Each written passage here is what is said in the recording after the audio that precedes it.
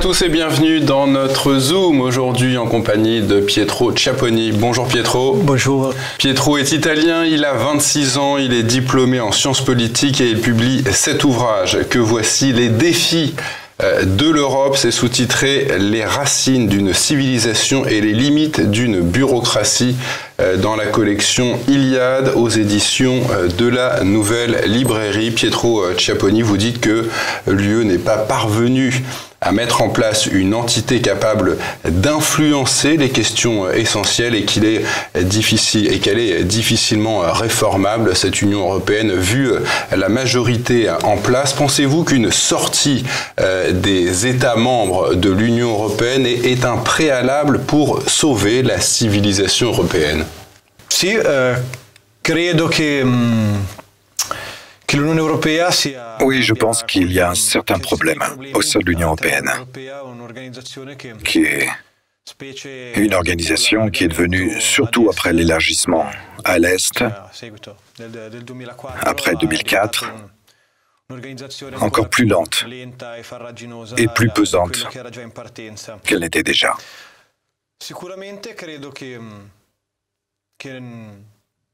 Assurément, je pense qu'il ne sera pas facile de sortir de cette impasse.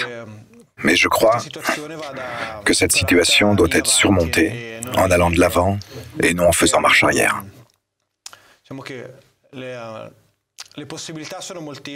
Disons qu'il y a beaucoup de possibilités, mais je crois qu'il faut aller plus loin. Et que des idées telles que l'Italexit ou le Frexit ne sont pas la solution. Car c'est seulement en trouvant une solution structurelle et continentale aux problèmes qui sont communs à tous les pays d'Europe que nous pourrons aller de l'avant, en particulier de nos jours. Et si nous pensons à la façon dont les équilibres politiques et géopolitiques mondiaux se sont formés, déterminés par des nations qui sont de fait des États continentaux ou subcontinentaux, comme la Chine, l'Inde, les États-Unis ou même la Russie, il serait difficile pour l'Italie, la France ou l'Allemagne, seules, de rivaliser avec une position avantageuse face à ces nations. Par conséquent, je pense qu'il est important de trouver un équilibre entre les grandes nations européennes. Je pense en particulier aux trois qui viennent d'être mentionnés, afin de créer un noyau européen capable de mettre en avant des solutions politiques dans cette direction. Vous dites, Pietro Ciapponi, qu'il nous faut éviter le piège des égoïsmes nationaux, d'un retour à la valorisation d'États individuels, mais n'est-ce pas dans le cadre national que des États comme la France ou l'Italie sont devenus des États forts? Oui. La France et l'Italie ont suivi des chemins similaires, mais pas totalement comparables. Il est certainement vrai que, sous la forme de l'État-nation, tant l'Italie que la France ont été de grandes puissances tout au long de leur histoire, même au niveau mondial. Peut-être dans ce cas, un peu plus la France que l'Italie. En fait, cela a été le résultat de certaines circonstances qui ne me semblent pas se répéter à notre époque.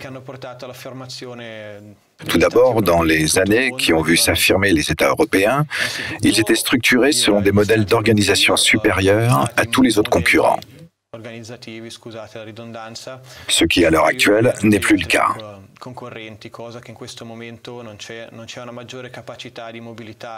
Il n'y a plus cette même capacité de mobiliser de manière cohérente toutes les forces de la nation.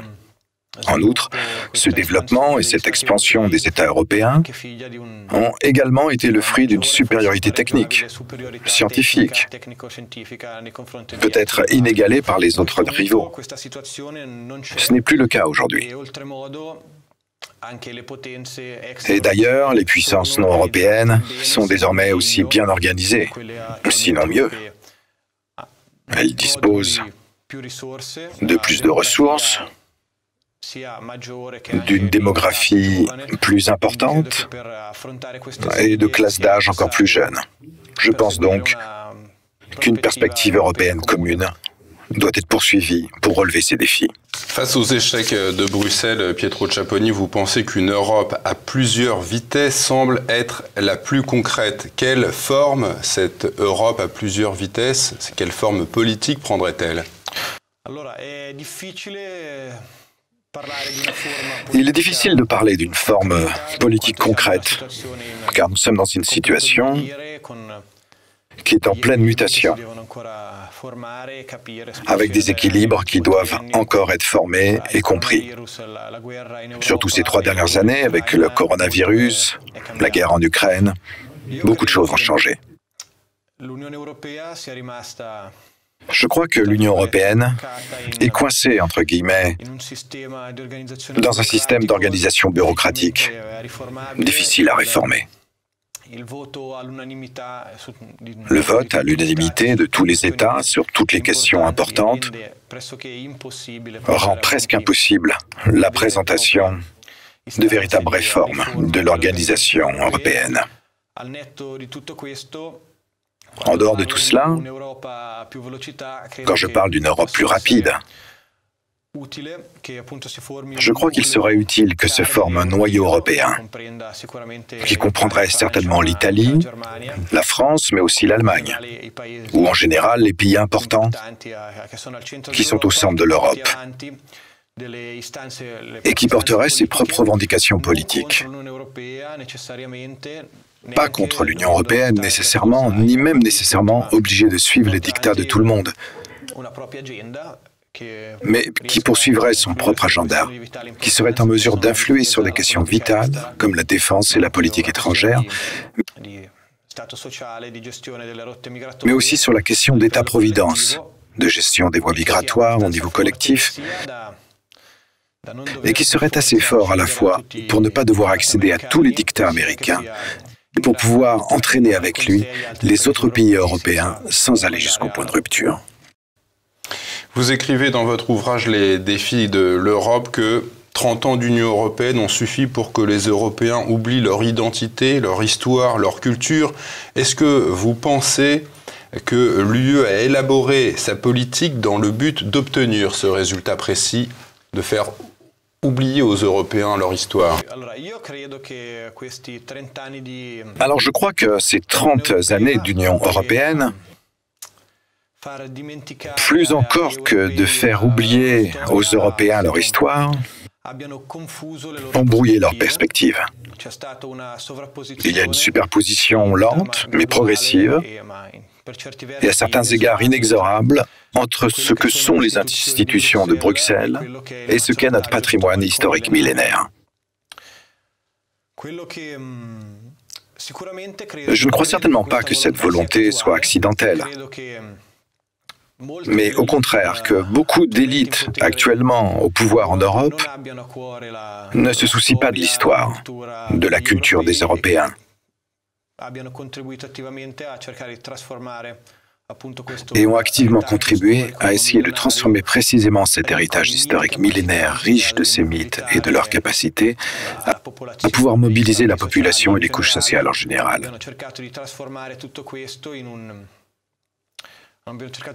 Ils ont essayé de faire de l'Europe l'avant-garde du monde globalisé, une société post-historique sortie de l'histoire, régie par des lois purement économiques et vivant dans un présent coupé du passé. Peut-être qu'aujourd'hui, dans cette période de 3 ans, un peu compliquée que nous vivons, nous n'avons pas beaucoup avancé dans cette direction parce que l'histoire a fait son retour presque partout. Mais le dessin, à mon avis, reste très clair. L'objectif sous-jacent des dirigeants de l'Union européenne est de transformer l'héritage historique multimillénaire de notre continent en un temps post-historique, mondialisé et dépourvu d'identité. Vous rêvez d'un grand ensemble géostratégique russo-européen. Est-ce que vous pensez qu'une issue positive de cette guerre à l'Est, en Ukraine, pourrait ramener la Russie dans le giron européen? Il n'est pas facile d'approfondir la question de la guerre ukrainienne. Il y a de nombreux facteurs à prendre en compte. Mais nous ne pouvons évidemment pas faire abstraction de ce sujet. Je crois qu'en tant qu'Européens, et en particulier en tant qu'Européens de l'Ouest, nous devrions essayer de trouver une solution qui, d'une part, permettrait tout d'abord, si possible, de mettre fin à cette guerre, sans qu'elle ne sombre davantage dans la tragédie et autres massacres. Dans le même temps, nous devons prendre en compte les intérêts et motivations des deux parties. On ne peut certainement pas abandonner totalement l'Ukraine à son sort et oublier nos frères européens. Il faut également tenir compte des intérêts de la Russie, qui se sent évidemment attaquée dans son propre jardin. Je pense que nous devons trouver une solution qui, comme je l'ai déjà dit, nous permette à la fois de ne pas abandonner totalement l'Ukraine, mais aussi de ne pas contrarier totalement la Russie. Vous voyez la civilisation russe et la civilisation européenne comme deux civilisations sœurs, des civilisations jumelles. Qu'est-ce qui nous rassemble avec les Russes? L'histoire de la Russie est aussi une histoire millénaire singulière. Certes, comme le savent tous ceux qui ont étudié un peu l'histoire, la Russie, telle que nous la concevons actuellement, est née d'un substrat de peuples slaves auxquels se sont ajoutés principalement des peuples nordiques, disons vikings, venus d'Europe du Nord.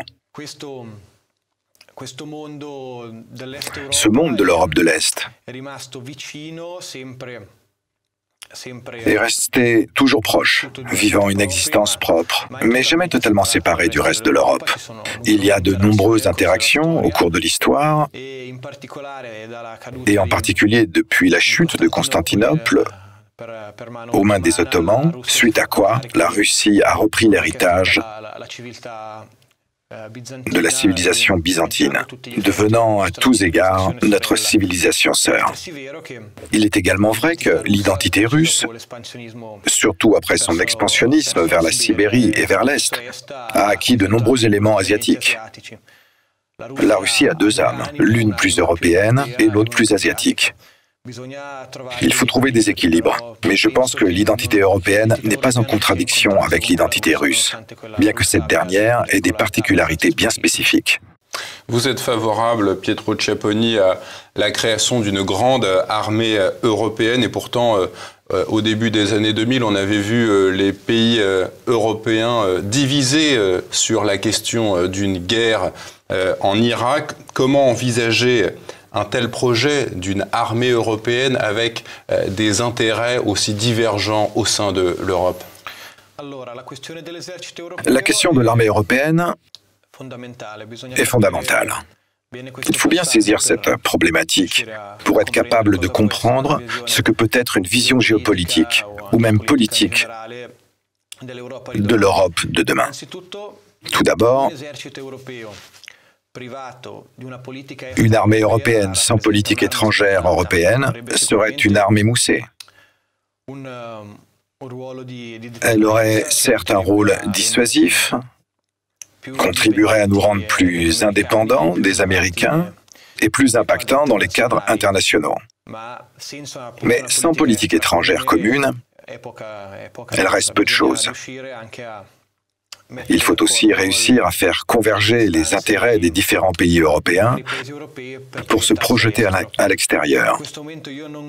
Pour l'instant, je ne crois pas que nous soyons à l'aube de la naissance d'une armée européenne, notamment en raison des limites structurelles actuelles de l'Union européenne. Si nous devions réussir, ou si un noyau européen devait émerger, capable de faire avancer les instances politiques européennes au niveau continental en dépassant les limites de l'actuelle Union européenne, je pense qu'il y a beaucoup de perspectives pour harmoniser les besoins parfois contradictoires de certains impératifs stratégiques des États membres. Il est certain que la sécurité de la Méditerranée élargie au Sahel est une priorité pour tous les Européens, pas seulement pour la France, l'Italie ou l'Allemagne.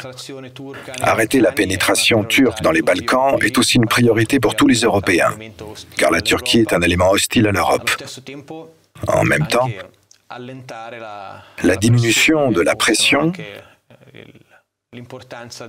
ou de l'importance de l'occupation américaine sur notre continent est dans l'intérêt de toute l'Europe.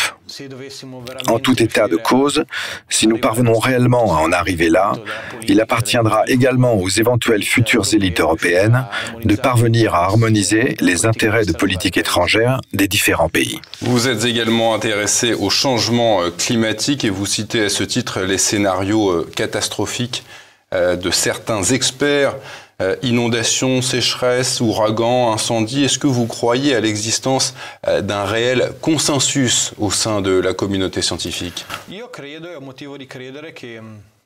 Je crois, et j'ai des raisons de croire, qu'il existe un consensus quasi unanime dans la communauté scientifique sur l'existence du réchauffement climatique et sur son caractère anthropique. Il ne faut certainement pas tomber dans le chant des sirènes millénaristes, selon lequel nous devrions prendre des mesures absurdes à très court terme, sinon quoi nous échouerions, serions anéantis par des incendies, des inondations, etc. Je pense que la question doit être analysée de manière rationnelle. Nous devons comprendre ce que nous sommes en mesure de faire pour gérer ce changement climatique, savoir quels en sont les coûts, quels sont les avantages possibles du changement climatique, car il n'est écrit nulle part qu'il s'agit uniquement d'un phénomène négatif. Et à l'issue de ce scénario, comprendre ce que nous pouvons faire pour gérer la situation, si cela en vaut la peine. Quel type d'investissement pouvons-nous faire pour le limiter, ralentir ou même inverser la tendance ? Ce n'est qu'en tenant compte de tout cela que nous pourrons appliquer une véritable stratégie. C'est aussi parce que, comme je l'ai déjà dit, se suicider, détruire notre économie pour des raisons purement idéologiques n'a pas de sens. Notamment parce que l'Europe, en termes de pollution mondiale, n'est pas en tête. Que nous ne sommes pas ceux qui polluent le plus.